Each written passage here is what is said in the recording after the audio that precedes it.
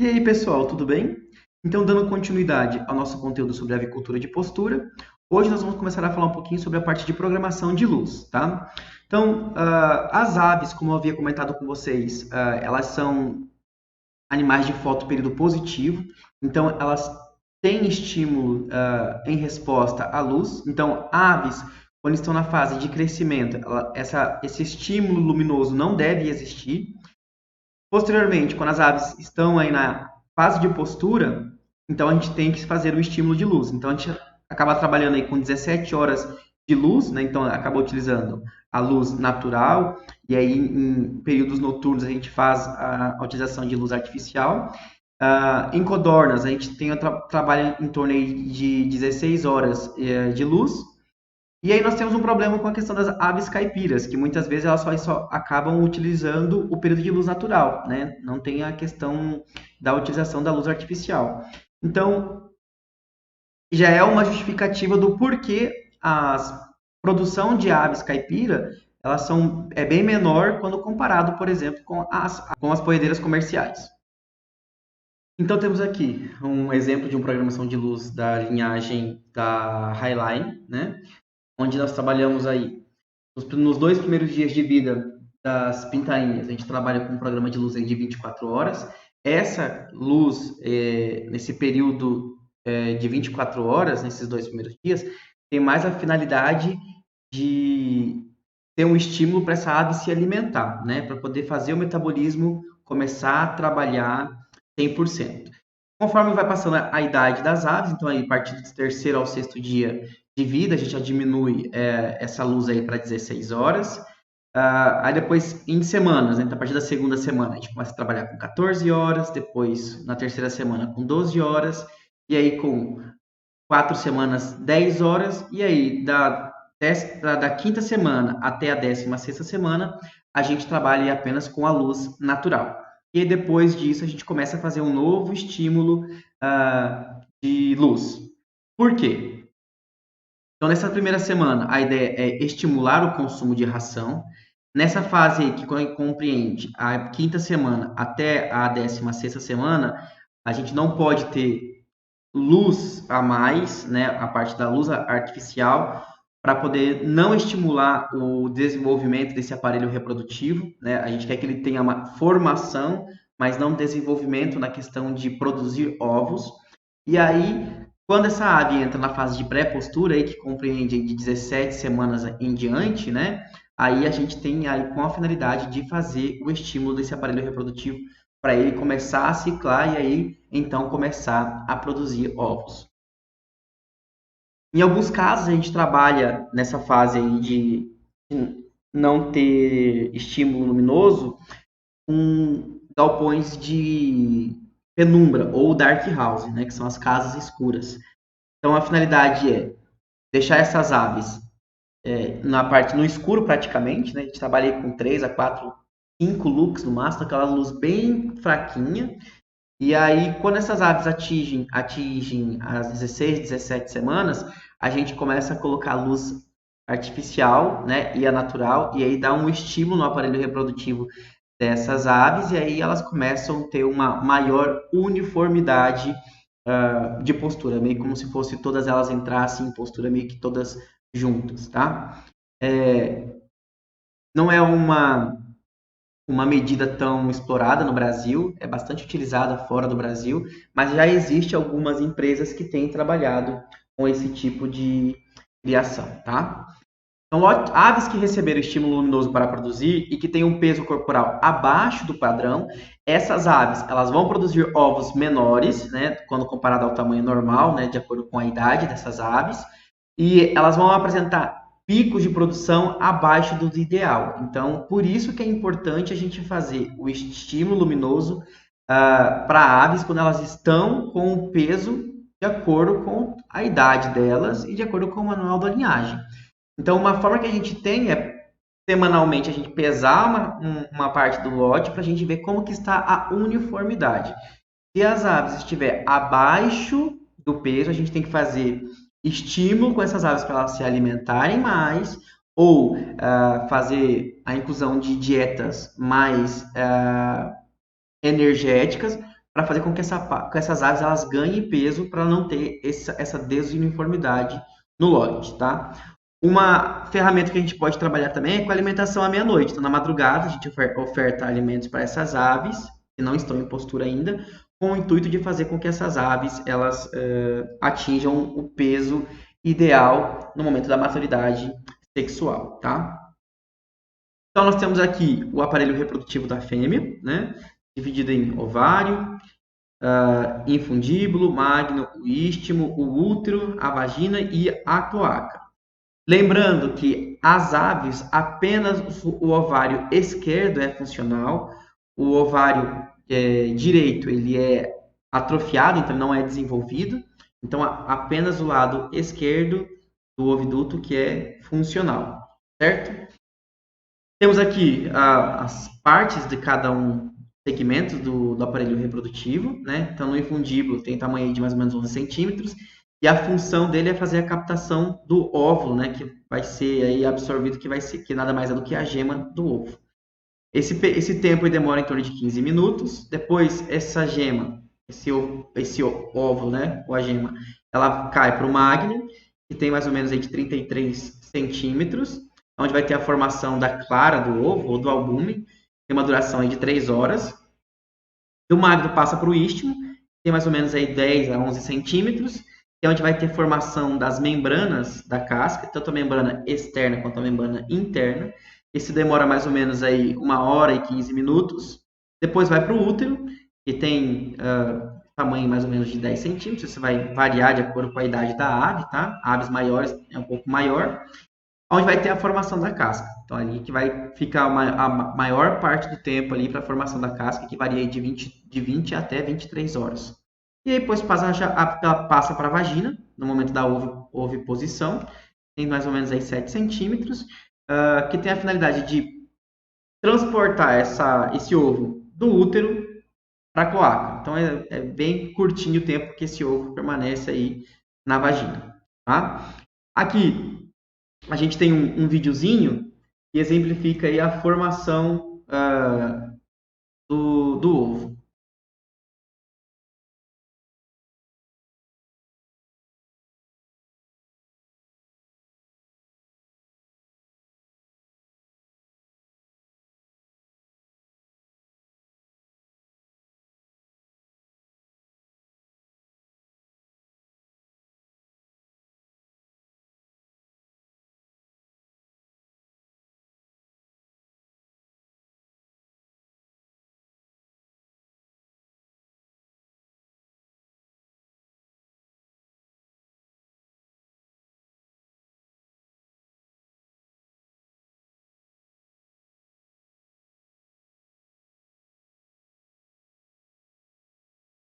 Então, aqui nós temos um ovário, né?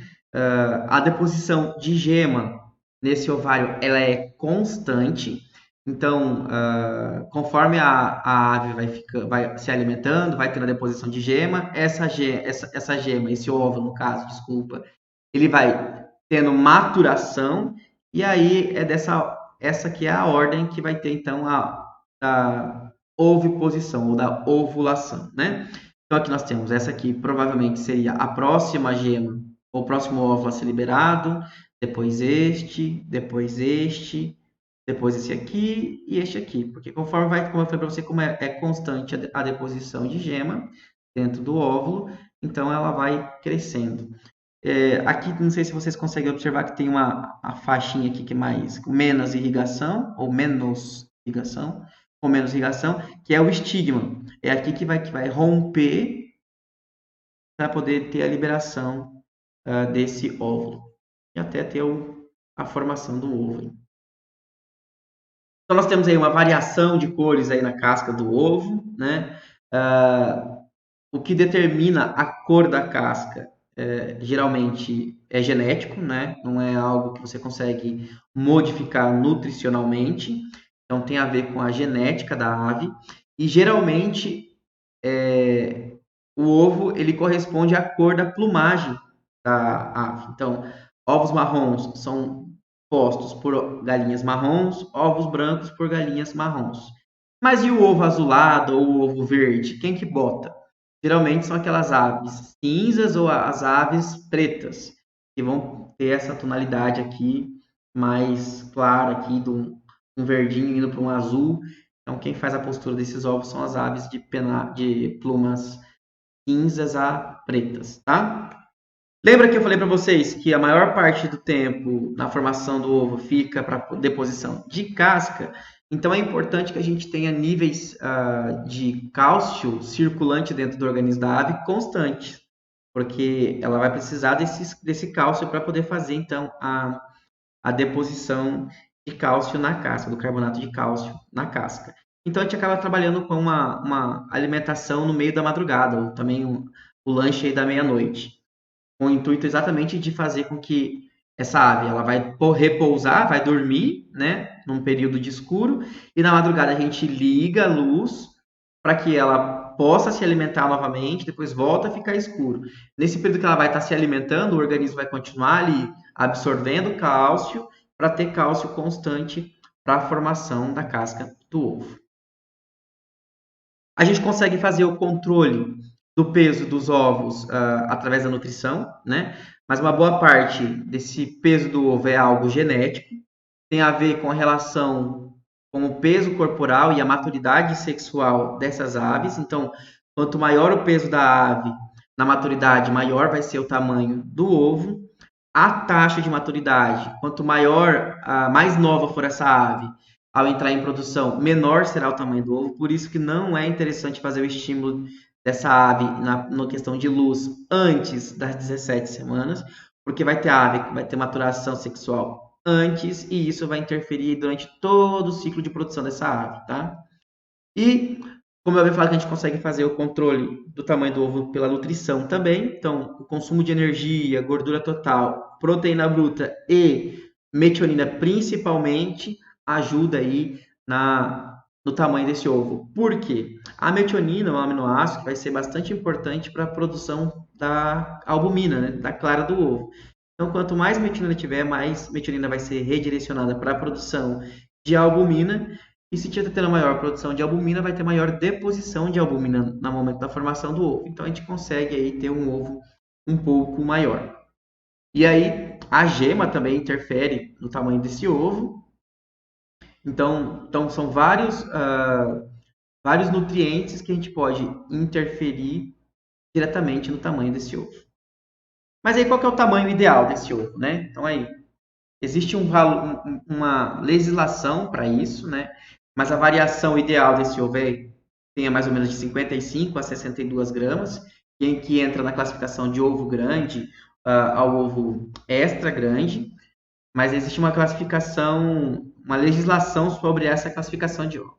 E como é essa classificação? Então, ovos com menos de 45 gramas é considerado ovo industrial, então esse ovo ele é mais destinado para fazer ovo líquido, ovo em pó ou ovos para a indústria da panificação. De 45 a 49 gramas nós temos os ovos pequenos, de 50 a 54 gramas ovos médios, de 55 a 59 gramas ovos grandes, de 60 a 65 ovos extra e acima de 66 gramas temos o ovo do tipo jumbo. E uma boa parte também é destinada para a indústria, tá? Não é muito corriqueiro você encontrar no mercado esse tipo de ovo. Geralmente nós temos essa faixa aqui, apesar que aqui na nossa região eu poucas vezes vi ovo extra. Geralmente eu vi mais ovo médio e ovo grande. Então, como a gente faz para poder ter uma uniformidade desse lote? Então, quanto mais uniforme esse lote for, mais ovos dentro do padrão ou na uniformidade nós teremos. Então, os fatores que podem prejudicar esse peso do ovo, esse peso corporal e a uniformidade são o amontoamento, problemas de doenças, debicagem mal realizada, consumo inadequado de nutrientes. Por isso que é importante fazer, então, a pesagem semanal dessas aves para a gente ter uma ideia de como anda a uniformidade desse lote, tá? Então, nós temos aqui uma curva de crescimento da linhagem Lohmann, da branca, onde nós temos aqui o peso vivo dessa ave conforme vai seguindo a idade dessa ave. Então, toda vez que você compra uma linhagem junto dessa linhagem, vem o manual dessa linhagem, onde a gente vai fazer aí o controle do comportamento do desenvolvimento dessa ave, tá? Cada linhagem comercial ela vai possuir as suas recomendações nutricionais e os nutrientes específicos para cada um dos nutrientes, tá? Diferenças fisiológicas e de acordo com o seu potencial genético. Então, não existe um padrão. Apesar de existir tabelas de exigência para aves brancas e para aves marrons, o mais interessante é a gente trabalhar aí com os valores de acordo com a linhagem.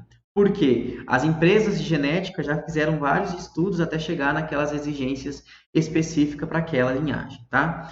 Então, o mais importante é sempre balancear de forma adequada os nutrientes, as necessidades de cada linhagem, de que modo que essa linhagem ela possa expressar o seu potencial máximo genético aí em relação à produção dos ovos. Então, nós temos aqui uma tabela também, a tabela nutricional da linhagem Lohmann, né? Temos aí para a fase inicial, que corresponde de 1 a 3 semanas, a fase de crescimento, que corresponde de 4 a 8 semanas, a fase de desenvolvimento, que corresponde de 9 a 16 semanas, a fase de pré-postura, que vai de 17 semanas até mais ou menos 5%, até mais ou menos 5% da produção, que você vai dar em torno de 19 semanas, 20, e a fase de postura inicial aí que vai de 20 até mais ou menos 35 semanas. Mas isso vai variar de acordo com cada linhagem, tá? Então nós temos aí valores de energia metabolizável, proteína, os aminoácidos, cálcio, fósforo, sódio, cloro e ácido linoleico. Então geralmente é isso que a gente tem trabalhado aí hoje dentro da nutrição de poedeiras. Então, para as frangas, né, o ideal é que seja a alimentação delas, seja uma manutenção e suporte para o bom desenvolvimento fisiológico dessa ave. O que eu queria destacar aqui para vocês é a porcentagem de cálcio. Nessa fase, geralmente a gente trabalha com 1% de cálcio para ter uma boa formação óssea. E se por acaso a gente tiver algum erro nutricional nessa fase aqui, a gente vai ter um problema para essa ave quando ela estiver na fase de postura. E se a gente erra aqui, é muito difícil a gente conseguir é muito difícil a gente conseguir arrumar esse erro lá quando essa ave estiver na fase de produção. Aí nós temos a ração de pré-postura, que dá mais ou menos 2 semanas antes do primeiro ovo, que igual foi para vocês mais ou menos com 17 semanas, e vai até mais ou menos 20 semanas. A gente aumenta o nível de cálcio, então antes era 1% de cálcio, né? Aqui a gente já dobra para 2,5%, né? Então a gente aumenta bastante o nível de cálcio. Os níveis de fósforo também são mais altos quando a gente compara com as dietas anteriores. E por que a gente precisa desses níveis de cálcio e fósforo mais elevados? Para a gente ter uma mobilização rápida, tanto do cálcio como uma pequena parte do fósforo também, para a formação aí da casca do ovo. Então, o desenvolvimento dessas trabéculas medulares no interior do osso é bastante importante. Por quê? Como que funciona a formação da casca do ovo? As aves, elas consomem a ração, a gente vai ter lá rico em fósforo e cálcio, né, principalmente cálcio. Esse cálcio, ele é absorvido, jogado na corrente sanguínea, da corrente sanguínea ele é transportado para os ossos para ser depositado nos ossos. A ave, para poder ter a formação da casca do ovo, ela vai retirar cálcio desses ossos longos lá das trabéculas medulares e transportar esse cálcio novamente para a corrente sanguínea e da corrente sanguínea e ser depositado lá no aparelho reprodutivo, para lá no ovário, lá no útero, ter a formação dessa casca do ovo. Então, de vez a ave aproveitar o cálcio que está vindo da dieta para a deposição de cálcio na casca, ela não faz isso. Porque o cálcio, quando ele é retirado da estrutura óssea, ele tem uma nova conformação. E é essa nova conformação que é preciso para a formação, então, da casca do ovo. Já para aves na fase de postura, então, eleva-se ainda mais o nível de cálcio, né, para 4,3%. Nessa fase, é importante a gente fazer o controle do consumo de ração, porque a gente não pode deixar com que essa ave ganhe muito peso, né? Então a gente tem que fazer o controle do peso dessa ave, porque a ave, quando tiver Se tiver com muito ganho de peso, ela vai interferir diretamente na porcentagem de postura, vai interferir diretamente no peso desse ovo. Se essa ave jovem tiver um ovo muito grande, ela vai ter problema de prolapso, então a gente acaba perdendo essa ave. Temos que levar em consideração a temperatura ambiente, porque isso vai interferir também no consumo de ração, na textura da ração e, porventura, no desbalanceamento nutricional e principalmente nos níveis de energia. Então, por isso que é muito importante ter controle sobre todos esses parâmetros, tá? Questão da temperatura ambiente. A temperatura de conforto das aves de postura é de 19 a 27 graus. Quando nós temos temperatura abaixo de 19 graus, a gente vai ter uma elevada necessidade de energia, então a gente tem que fazer uma dieta com maior densidade de energia. Nessa fase, acaba elevando o consumo de ração, porque a ave vai precisar, ela acaba se alimentando para poder tentar manter a homeostase do organismo, então ela vai acabar consumindo mais ração, e concomitantemente isso, ela vai ter uma piora na conversão alimentar, porque ela vai comer mais ração e vai continuar produzindo mesmo um ovo aí a cada 26 horas, né? Então, por isso que piora a conversão alimentar. Então, aqui nós temos uma tabela, onde nós temos aí o efeito da energia metabolizável da ração sobre a temperatura e o consumo de ração de poedeiras comerciais na fase de 20 a 36 semanas de idade. Então, nós temos aí aves criadas a temperatura de 16 graus, 25 graus e 31 graus. E diferentes níveis de energia na dieta, né, na ração. Então, aves consumindo ração com 2.645 quilocalorias de energia metabolizável, tem um consumo aí de 110 gramas quando criados a 16 graus Celsius. Quando criados a uma temperatura de conforto aí de 25 graus, 99 gramas. E aves, quando estão com uma temperatura elevada de 31 graus, acaba consumindo menos ração. Então, se essa ave acaba consumindo menos ração em temperaturas elevadas, ela vai demorar mais tempo para produzir o ovo, porque ela vai estar tendo deficiência de nutrientes, o que não é interessante. Agora, quando você pega uma dieta com alta densidade energética, né, com aí quase 3.000 quilocalorias, 2.976 quilocalorias de energia metabolizável, ofertando essa mesma dieta para aves criadas a 16 graus Celsius, você vai ter uma redução no consumo, né? Então ela estava consumindo antes 111, 112 gramas, ela vai estar consumindo agora 106 gramas. A ave criadas a 25 graus Celsius vai ter um consumo aí de 95 gramas, e aves aí com 31 graus Celsius vai diminuir ainda mais o consumo para 83, 84 gramas. Então, temperaturas entre 16 e 25 graus vai ter uma redução de 0,9% no consumo de ração. Quando temos temperaturas mais elevadas, de 25 a 31 graus Celsius, vai ter uma queda de 2% no consumo, e a temperaturas acima de 35 vai ter uma redução aí de até 5% no consumo de ração. E isso vai interferir diretamente na produção de ovos. Além, não só na produção, mas como também interfere na qualidade dos ovos. Porque se essa ave não está se alimentando direito, ela vai ter sérios problemas na deposição de cálcio para a formação da casca do ovo. Então, interfere diretamente na qualidade da casca do ovo.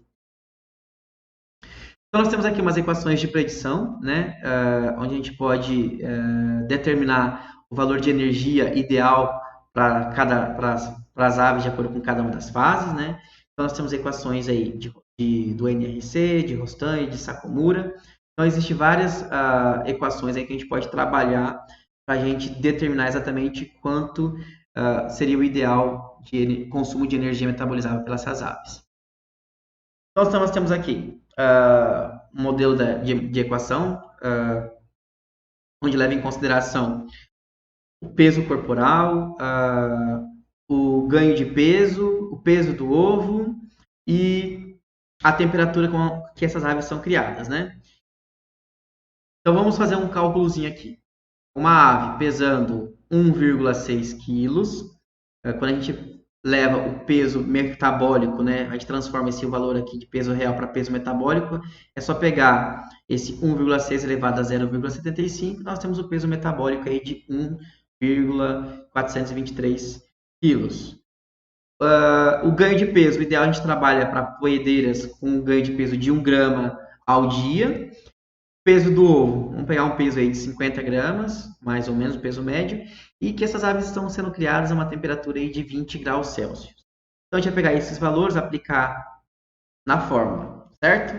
Então, vamos calcular? Então, dá uma pausa aí no vídeo, calculem e depois a gente volta.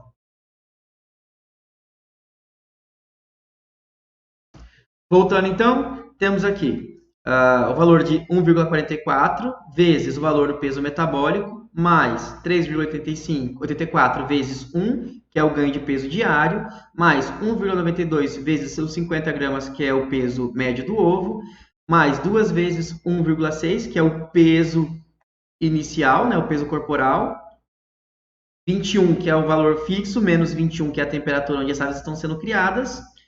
A gente chega, então, vou substituir os valores, fazendo os cálculos, chegando que essa ave precisa consumir por dia 305,46 quilocalorias no dia. Sendo que nós temos uma ração aí com 2.800 quilocalorias, quanto dessa ração essa ave precisa consumir? Então, é só pegar esse valor aqui dividido por esse, nós temos então o valor aí que essa ave precisa comer desta ração 109,1 gramas de ração, certo? Nutrição e qualidade da casca. Uma coisa que é bastante problemático dentro do sistema de produção de ovos é a questão da casca, porque a casca está relacionada diretamente com a qualidade desse ovo, né? Então, o consumo adequado de cálcio, fósforo e de outros minerais como zinco, magnésio, manganês e cobre e a vitamina D3 é essencial para poder ter aí uma qualidade nessa casca deste ovo. Então, a disponibilidade dos minerais ela vai variar muito entre os ingredientes. Por isso que é importante fazer um balanceamento correto dessa dieta para que não falte nenhum mineral.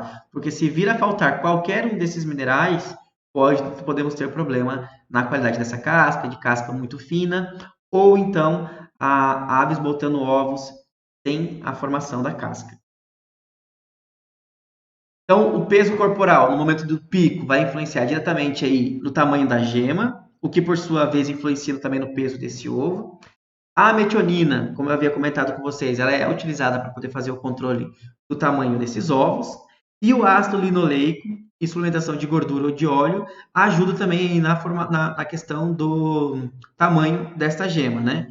Então, é mais difícil você fazer o controle pelo tamanho da gema do que pela metionina, certo? Então, por isso que a gente acaba trabalhando mais pela questão da metionina do que pelos ácidos linoleicos.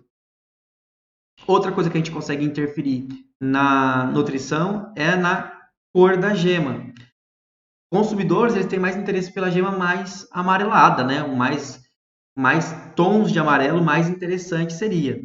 Então, a gente tem aqui aves que consomem uma ração à base de milho e farelo de soja, vai ter essa coloração amareladinha aqui, que seria o padrão, né? Então, a gente consegue colocar pigmentantes na ração, né? Então, também essa ração mais escura, a gente consegue ter aí uma gema um pouco mais escura. Então, a gente pode fazer aí dentro da nutrição. Existe uma classificação de cores, né? De tonalidades de cor. Tem um leque da Roche que exemplifica isso. Aí, temos então aqui o leque de cores que eu havia falado para vocês, que tem aí como intensificar a cor da gema do ovo, né? Então, nós temos aqui desde um amarelo bem mais claro, né? Geralmente aqui uma dieta à base de milho e soja vai ficar aqui mais ou menos. Uma dieta à base de milho, mas com a inclusão de um farelo de trigo, por exemplo, vai entrar aqui mais ou menos essa cor. Só que o nosso consumidor, a gente como consumidor, a gente tem interesse mais por uma cor aqui próximo do 8, tem toda uma numeração, tá? Do 8, 9, mais ou menos, né? Então, a gente tem interesse mais ou menos aqui, nessa cor. Então, o que a gente faz? A gente acaba colocando pigmentantes dentro da ração, exatamente para a gente poder ter, então, essa tonalidade de cor mais aqui voltado para o laranja. Certo? Bom, então temos aí o consumo de água, que é algo bastante importante. Lembra que eu já havia comentado com vocês que a ave, ela se alimenta porque ela bebe. Se faltar água, ela vai deixar de se alimentar, então ela vai deixar de consumir ração. Então, por isso que a água é o nutriente mais importante, deve estar sempre disponível para essas aves o tempo todo e sempre fresca, porque se a água estiver quente, essa ave não vai se alimentar, não vai consumir água. Então, por isso que a ave, o ideal é que ela seja sempre fresca e abundante. Geralmente as aves consomem 2 vezes mais água do que ração. Então, por isso que eu havia falado para vocês. Elas se alimentam porque elas bebem e não é ao contrário. Então, existem vários tipos de bebedouro, né? Bebedouro aqui do tipo copo, bebedouro pendulares de pressão e o bebedouro do tipo nipo, que hoje é o mais utilizado aí dentro da produção de ovos. Devemos fazer o controle de enfermidades. Então, a biosseguridade é algo muito importante dentro da produção de ovos, né? Então, nós temos algumas doenças que são verticalmente transmissíveis. O que seriam essas doenças verticalmente transmissíveis? Aquela que acaba passando da mãe para a filha, né? Então, as aves, a biosseguridade para as aves reprodutoras é muito maior quando compara com a biosseguridade para aves produtoras de ovos, tá? Então, por isso que a gente acaba, é muito difícil a gente conseguir fazer visitas técnicas dentro de produção de ovos ou das matrizeiros, exatamente pela questão da biosseguridade. Então, nós temos aqui algumas doenças que podem passar de mãe para filha, como a micoplasma, salmonelas e leucose. Então, deve-se ter um rigoroso sistema aí de vacinação para poder, então, inibir a incidência dessas doenças, tá? Então, uma das melhores maneiras de prevenir, e mais importante, é a prática de vacinação. Então, poedeiras, elas vacinam bastante. Geralmente, nós temos aí um protocolo vacinal aí que pode ter de 12 até 16 vacinas durante o período aí de fase de cria e recria, até antes da postura. E na fase de postura ainda a gente faz ainda algumas vacinas, como, por exemplo, de Newcastle e Salmonella. Então, o programa de vacinação ela vai depender da imunidade maternal, de desafios de vírus no campo, né? Então, regiões que são endêmicas ou não, o tipo de vacinas disponíveis e as vias de vacinação. Então, nós temos vias de vacinação individual ou coletiva. Dentre das individuais, nós temos as vacinas injetáveis, as oculares e também temos a vacina na asa. As vacinas coletivas, elas podem ser na água de bebida ou também pode ser as vacinas de spray. E aí chegamos na muda forçada. Mas o que é essa bendita muda forçada, né? As aves, elas têm um período aí de produção que varia aí de 18 até 100, 90, 95, 100 semanas. Após esse período, ela vai tendo, então, ela vai ter o pico de postura e aí conforme a ave vai ficando mais velha, ela vai caindo esse pico de postura. Quando essa ave chega aí numa fase mais ou menos aí de 70% de produtividade, ela acaba trazendo prejuízo ao produtor. Pensando num lote aí que tem 100 mil aves, né? Apenas 70 mil está produzindo, outras 30 mil não estão produzindo, mas estão consumindo ração diariamente. Então, o que a gente vai fazer? Nesse momento é quando a gente tem que fazer o descarte dessas aves. Ou então a gente pode reaproveitar, vamos dizer assim, essas aves com a técnica da muda forçada. Então, o que a gente vai fazer? Vamos pegar e tentar estender esse período aí por mais aí 30 de 25, 30 até 40 semanas a mais de produção. Existem 3 métodos aí de muda forçada, né? Temos o método farmacológico, o método convencional, ou também denominado de método do jejum, e os métodos nutricionais. Método farmacológico. Então, nada mais é do que a administração via alimentação ou injeções subcutâneas antes ovulatórias, então faz com que essa ave pare de ovular, né? Pode ser por fármacos, pode ser por hormônios ou alguns fungicidas, ou compostos que vão interromper essa postura. Então, vai promover, né, esse processo ovulatório, mas não resulta na perda de gordura. Então, a ave para de botar ovo, depois a gente tem os picos de hormônios e faz com que essa ave volte a produzir ovos. Só que aquelas aves que acumularam gordura durante a vida dela, ela não vai perder gordura. Então, nem sempre ela vai se tornar eficiente esse método de muda por fármacos. porque o ideal é fazer com que essa ave perca gordura, faça uma dieta. Porque muitas dessas aves elas deixam de botar ovo porque lá no ovário está tendo muito acúmulo de gordura, o que acaba inibindo a ovulação. O método convencional, o método de jejum, que é o mais utilizado hoje aí, né? Onde nós temos aí a retirada total ou parcial dos alimentos por um período de 5 a 14 dias. Então, infelizmente, a gente deixa essa ave passar fome, né? Então, nesse jejum alimentar, a gente vai ter um desequilíbrio hormonal, que vai fazer com que vai ter uma regressão desse aparelho reprodutor, vai ter uma parada na postura por estresse crônico, devido à questão de hormônio, vai ter uma diminuição de horas de luz diária, o que vai ter uma influência direta nessa produção desses hormônios, na produção de ovos. Então, a gente vai ter um fotoperíodo aí de apenas 8 horas por dia. Então, a gente vai ter só apenas luz natural. Por isso que é bastante interessante fazer a muda forçada na época do inverno, onde os dias são mais curtos, tá? E depois desse período aí que essa ave vai perder peso, ela vai queimar a gordura, então a gente vai voltar com uma dieta normal e aí ela vai ter um estímulo, ela vai cair as penas, ó, tem até uma fotinho aqui, ó, ela perde bastante as penas, aí ela vai ter um estímulo novamente, ela vai voltar a produzir penas novas, vão ficar bonitas novamente e aí elas vão voltar a produzir ovos. E aí temos os métodos nutricionais, que tem aí dietas com baixo nível de cálcio. Então, a gente não continua ofertando ração para esses animais, porém a gente reduz aí os níveis de cálcio. Então, quando nós temos aí a redução desses níveis de cálcio, a gente vai causar uma deficiência de cálcio, o que vai ter um bloqueio na liberação das gonadotropinas, porque o cálcio ele vai ser necessário para a produção da progesterona pelas células da granulosa, que vai ser responsável pela formação das cascas. Se está tendo deficiência de cálcio, essa ave ela vai deixar de ovular. Outro método que nós temos nutricional é dietas com alto teor de zinco. O zinco ele tem uma ação que inibe diretamente os grânulos, onde vai ter um bloqueio na produção de prostaglandina. Dessa forma, vai ter uma inibição enzimática e aí vai cessar a ovulação. Então, não vai estar tendo, a ave não vai estar ovulando, não vai produzir novos ovócitos, então acaba inibindo a ovulação e aí essa ave fica como se fosse uma menopausa, vamos dizer assim, né? E aí, quando a gente coloca os níveis normais de novo de zinco, a ave volta a ovular.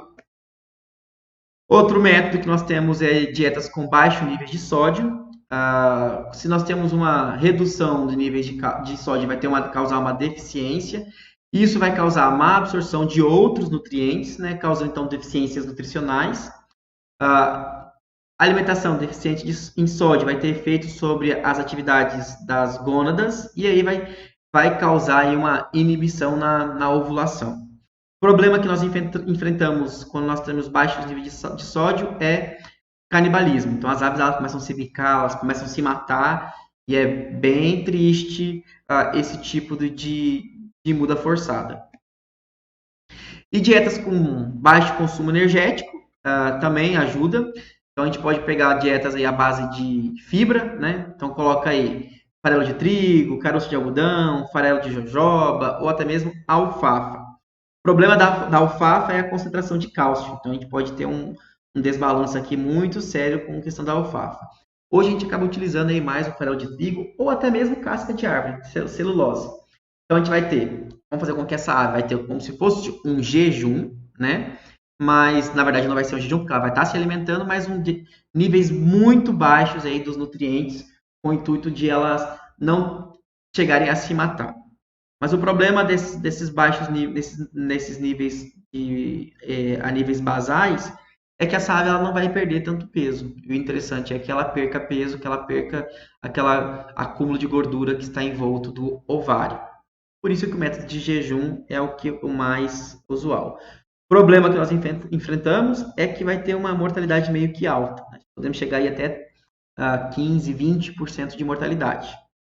Mas a gente vai ter uma resposta interessante onde essa ave aí vai voltar a produzir. Então ela chega aí de novo a mais ou menos 88% de produtividade, então, que acaba sendo bastante interessante, prolongando aí até 40 semanas a mais de produção de ovos, certo? Então, quando usar a muda forçada? Então, a gente acaba utilizando a muda forçada em épocas onde, por exemplo, o preço da pintainha está muito caro, o milho e a soja está muito alto. Então, a gente tem que levar em consideração a questão do mercado, para a gente ter uma tomada de decisão se vale a pena ou não fazer a muda forçada, estender essas aves aí por um período um pouco maior aí. Agora aqui nós temos algumas fotos da granja Satoshi Ito, lá de Campinas, que eu tive a oportunidade de poder conhecer. É uma granja que tem em torno aí de 800 mil aves em produção. Então, essas granjas trabalham aí com sistema vertical, né? Que são aí as aves umas sobre as outras, tendo aí mais ou menos 6 andares de gaiolas. Sistema totalmente automatizado, tanto de coleta de excreta, como a coleta de ovos e a alimentação totalmente automatizado. Então aqui nós temos aqui o tratador, então passa aqui de tempos em tempos, é tudo automatizado, você consegue controlar o horário que essas rações vai passar aí nas linhas de comedouro, e é também programado a coleta dos ovos para poder fazer a classificação. Então é bem bacana esse tipo de sistema. Outra imagem, galpão. Cada galpão desse aqui tem capacidade aí de 60 a 65 mil aves em produção. Depois desses ovos, né, quando chega o momento da coleta, né, então essa esteirinha aqui é uma esteira de pano, ela liga, essa esteira ela vem, traz os ovos para esse elevadorzinho aqui, então cai aqui, daqui esses ovos eles são transportados para uma esteira, essa esteira aqui de ovos. Essa esteira então vai para dentro da sala de classificação. Chega aqui na sala de classificação, esses ovos então são selecionados, são limpos, né? Escovados, são lavados, secos, né? Então passa aqui, lava, aí vem para um equipamento que tem aqui ao lado aqui que vai secar esses ovos e polir esses ovos.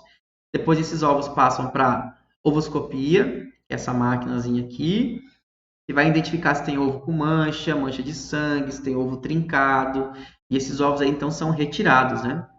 Então aí, por computador, ele consegue identificar como que tá esses ovos, e aí marca, e aí tem essa pessoa aqui que tem a finalidade exatamente de retirar esses ovos, então, quando são descartados. Aí, essa aqui é a ovoscopia, tá vendo? Passa uma luz e ele consegue identificar exatamente quais são esses ovos trincados ou com algum problema. Depois disso, esses ovos eles passam para essa outra máquina aqui, que é a classificadora. Ele consegue classificar de acordo com o peso, aquela classificação que eu havia mostrado para vocês. Então, ele pesa ovo por ovo e vai aí passando para cada uma das suas categoriazinhas aqui. São cartelados de 30 em 30.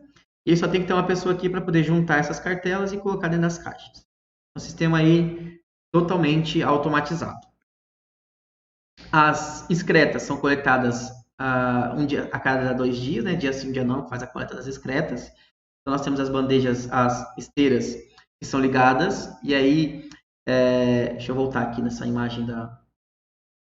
Então, lá no final, aqui nós temos a parte onde vai ter a coleta de ovos. E lá no final, nós temos o fosso de coleta das excretas. Vocês estão vendo aqui, tá vendo essas esteiras aqui? Essas esteiras aqui é onde caem as excretas, a gente liga essas excretas, essas esteiras, elas rodam e aí faz a coleta lá no final do galpão das excretas.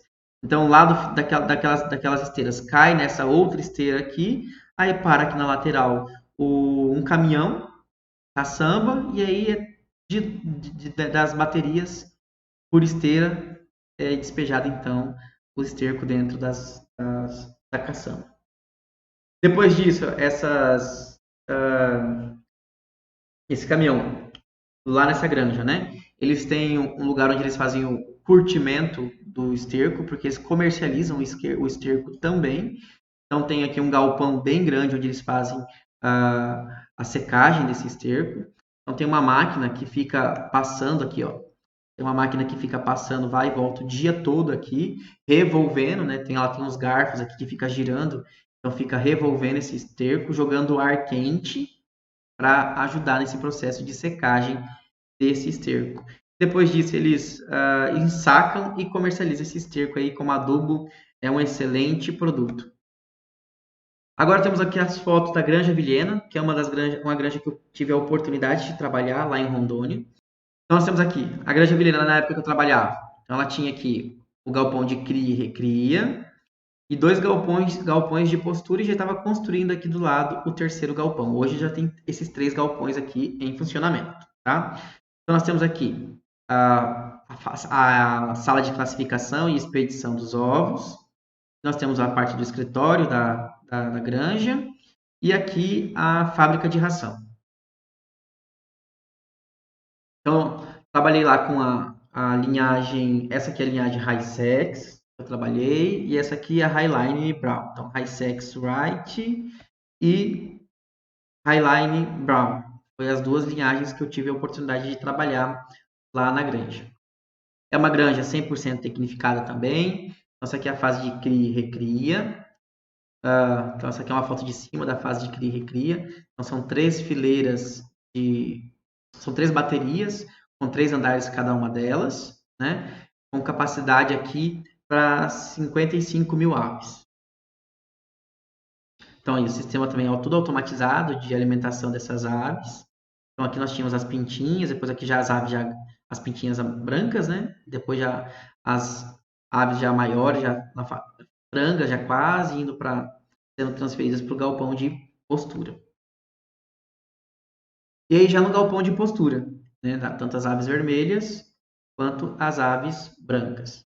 Então nós tínhamos um galpão de poedeiras brancas e um galpão de poedeiras vermelhas.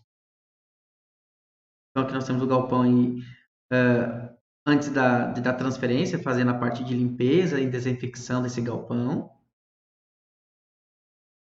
E aqui já com o galpão com as aves alojadas, né? Então vocês conseguem ver as aves aqui, os ovos nas esteiras, e aqui o elevador onde pega esses ovos e joga aqui na esteira que vai ser destinado então para a sala de classificação de ovos.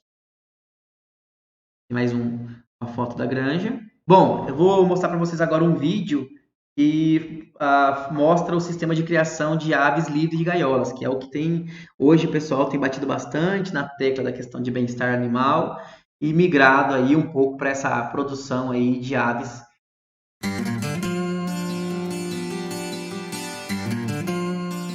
O sistema de produção de ovos mais comum no Brasil é este que estamos acostumados a ver. As galinhas ficam presas em gaiolas durante toda a vida. Os bicos são cerrados e o acesso a comida e água é limitado.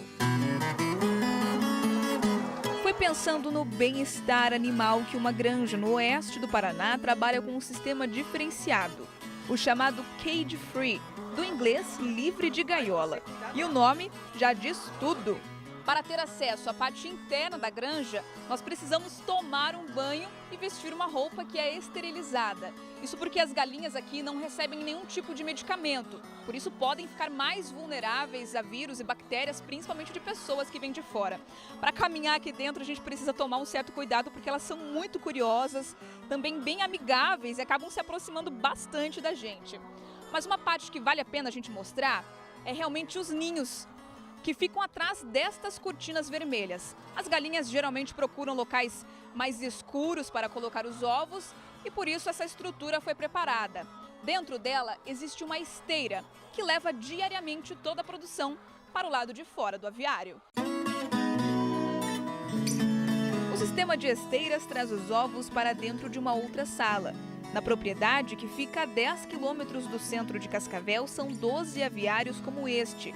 Um total de 225 mil galinhas, uma produção de 200 mil ovos dia. A granja ela é certificada por uma certificadora internacional com o bem-estar animal. Dentro do bem-estar animal, além da galinha precisar estar fora da gaiola, nós temos algumas exigências também com relação a volume de galinhas por metro quadrado, a questão da ração não poder utilizar nada de proteína animal, dessa ração a gente não poder utilizar antibióticos para tratamento dessa ave, dentro de uma série de situações, o mais natural possível. A área total da granja é de 1.200 hectares, 700 só de reflorestamento.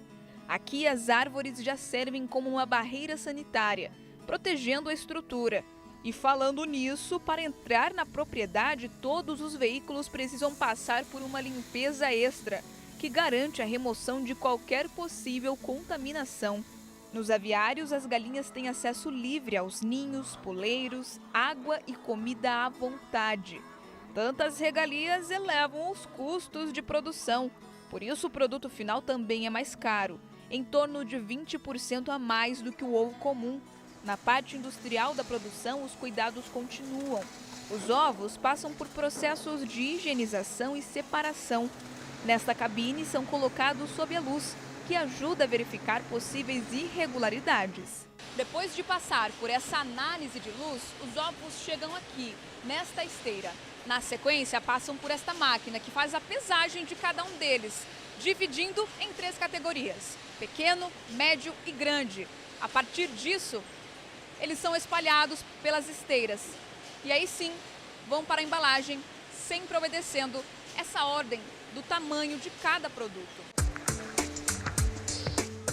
Por atender todos os pré-requisitos de bem-estar animal, ela é um mercado em crescimento, onde muitas empresas já anunciaram que a partir de 2025 somente utilizarão esse ovo de produção de galinhas fora de gaiola.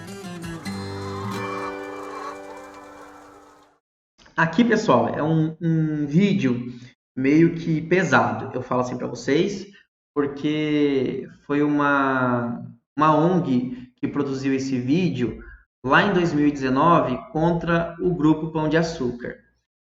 Uma coisa que eu digo a vocês, nunca se sujeitem a trabalhar numa granja desse tipo. Tanto é que o veterinário responsável por essa granja, ele perdeu a licença, tá? Então, não vale a pena se sujeitar a ter seu nome vinculado a esse tipo de exploração.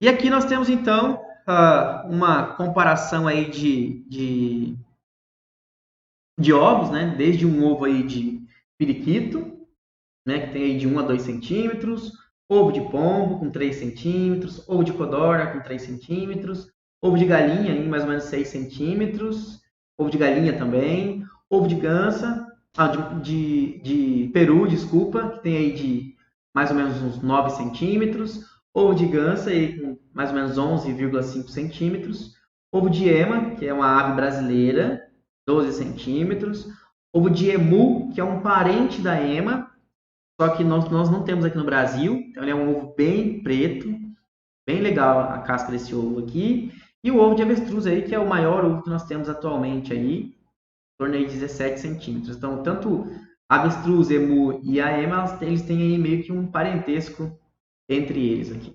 Ó, eu tenho aqui um ovo de avestruz, vou comparar com a mão aqui, ó, é bem grande, né? Vou pegar aqui um ovo de galinha do lado, ó. Olha a diferença, um ovo de avestruz para um ovo de galinha. Agora eu vou pegar aqui para vocês verem um ovo de codorna, ovo de avestruz e um ovo de codorna. Olha a diferença. Como que tem uma diferença bem grande, né? Lógico que também o tamanho da ave vai interferir diretamente nisso. Certo, moçada? Bom, era isso que eu tinha para passar para vocês. Na semana que vem a gente se encontra e aí vamos falar um pouquinho sobre a parte de nutrição na avicultura. Vamos falar um pouquinho sobre nutrição de alguns manejos, algumas ferramentas que nós temos aí dentro da nutrição, tá? Forte abraço e até semana que vem.